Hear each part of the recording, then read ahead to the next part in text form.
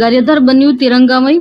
મામલતદાર, TDO, police staff, રાજકીય સામાજિક આગેવાનો અને વિદ્યાર્થીઓની ઉપસ્થિતિમાં નીકળી ભવ્ય તિરંગા યાત્રા।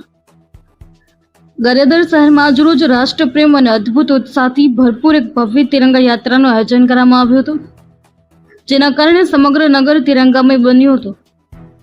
હાથમાં તિરંગો, હૃદયમાં દેશપ્રેમ અને હોઠ પર ભારત માતાના જયઘોષ સાથે નીકળેલી ઐતિહાસિક રેલી એમડી પટેલ હાઈસ્કૂલ ખાતેથી પ્રસ્થાન થઈ શહેરના મુખ્ય માર્ગો પરથી પસાર થઈને મામલતદાર કચેરી સુધી પહોંચી હતી। આ રાષ્ટ્રપ્રેમી યાત્રામાં ગારિયાધાર મામલતદાર, ટીડીઓ સાહેબ, પોલીસ વિભાગનો સ્ટાફ, જીઆરડી જવાનો તેમજ વિવિધ શાળાઓના ઉત્સાહી વિદ્યાર્થીઓ અને શિક્ષણ સ્ટાફની સાથોસાથ શહેરના અગ્રણી રાજકીય અને સામાજિક કાર્યકર્તાઓ પણ મોટી સંખ્યામાં ઉત્સાહભેર જોડાયા હતા। વહીવટી તંત્રના અધિકારીઓ, સુરક્ષા કર્મીઓ, રાજકીય સામાજિક આગેવાનો અને વિદ્યાર્થીઓના વિશાળ સંગમથી ગારિયાધારની ધરતી પણ જાણે સંપૂર્ણપણે તિરંગાના રંગે રંગાઈ હોય તેવો અદ્ભુત અને યાદગાર માહોલ સર્જાયો હતો, જે માર્ગો પર લહેરાતા રાષ્ટ્રધ્વજ અને દેશભક્તિના ગુંજતા નારાઓથી સમગ્ર વાતાવરણ દેશપ્રેમની અનોખી લાગણીથી છલકાઈ ગયું હતું। તિરંગો માત્ર ધ્વજ નથી, દેશની શાન, એકતા અને ગૌરવનું પ્રતીક છે। અશ્વિન કણસાગરા, જી ન્યૂઝ, ગારિયાધાર।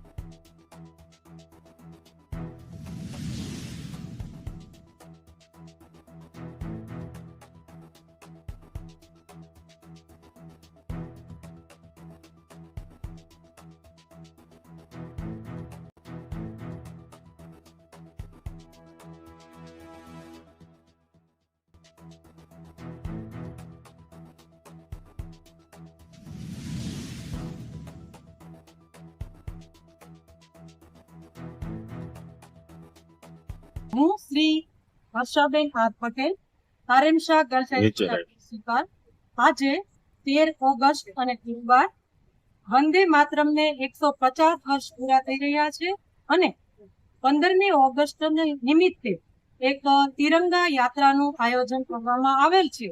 તેમાં શાળાના તમામ વિદ્યાર્થી ભાઈઓ બહેનો, સમસ્ત ગ્રામજનો તથા સ્ટાફ કર્મચારીગણ ખૂબ ઉત્સાહપૂર્વક જોડાયેલ છે। અમારી શાળામાંથી આ તિરંગા યાત્રા ગાંધી ચોક, ખૈરોના ચોક, ત્યારબાદ મામલતદાર કચેરીએથી પરત થઈને બસ સ્ટેન્ડથી પરત આવશે ને સમાજને એક સંદેશો આપવાનો છે કે આપણા દેશ માટે આપણે ખૂબ ગૌરવ રાખીએ અને એક અખંડ ભારતનું સન્માન જળવાઈ રહે।